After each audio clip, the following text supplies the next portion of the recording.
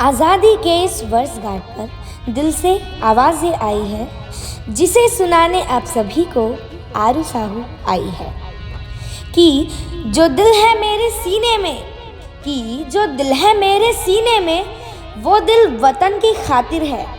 इसमें शहीदों का है संगम जो लेकर हम हाजिर हैं। कई भगत सिंह के चेहरे हैं, कई भगत सिंह के चेहरे हैं, कई छवि है रानी लक्ष्मीबाई की, जिन्होंने मरते मरते लेकिन वफा वतन से निभाई है, वफा वतन से निभाई है।